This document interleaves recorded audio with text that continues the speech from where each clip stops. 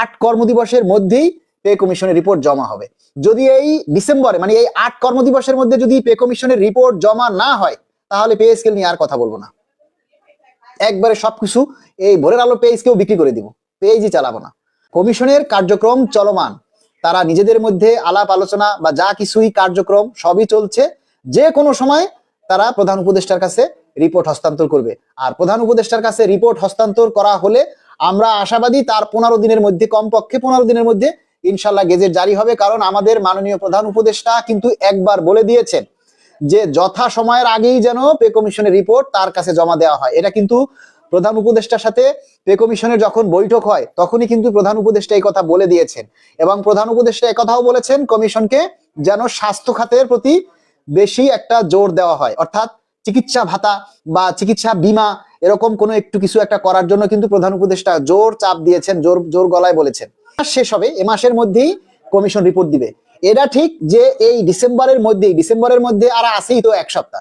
December মাস মানে 2025 সালের আর বাকি আছেই কিন্তু 10 দিন, তার মানে 1 সপ্তাহ। এর মধ্যে যদি আমরা শুক্র শনিবার বাদ দেই, 3 দিন যদি বাদ দেই, তাই না, 25, 26, 27 3 দিন কিন্তু একসাথে বন্ধ। 25, 26, 27 3 দিন যদি বাদ দেই তাহলে আমাদের অফিস থাকে 1, 2, 3, 4, 5, 6, 7, 8, 9 আর 9 দিন অফিস আছে, মানে সরি আর 8 দিন অফিস আছে। আজকে তো 21 তারিখ, এই বছরে আর 8 দিন অফিস আছে। আমরা করি এই 8 কর্মদিবসের মধ্যেই পে কমিশনের রিপোর্ট জমা হবে। যদি এই ডিসেম্বরে মানে এই 8 কর্মদিবসের মধ্যে যদি পে কমিশনের রিপোর্ট জমা না হয় তাহলে পে স্কেল নিয়ে আর কথা বলবো না। একবারে সবকিছু এই ভোরের আলো পেজকেও বিক্রি করে দিব, পেজই চালাবো না। যদি এই 8 কর্মদিবসের মধ্যে এই ডিসেম্বরের মধ্যে যদি পে কমিশনের রিপোর্ট জমা না হয় তাহলে পে স্কেল নিয়ে আর কোনো কথা বলবো না, হইলে হোক না হইলে না হোক। কারণ আমাদের বিশ্বাসের যদি একটা আস্থা না থাকে, আমাদের যে বিশ্বাসের জায়গাটা যদি না থাকে, আর আল্লাহ আমাদের উপরে যদি একেবারেই সদয় না হন তাহলে আর কি করার আছে? তখন চুপ করে ঘরে বসে থাকবো। আল্লাহ যেদিন চাইবে মুখের দিকে সেদিনই হবে। কুফাটা তো 2015 সালেই লাগছে, কুফাটা তো ভাই 2015 সালেই লাগছে।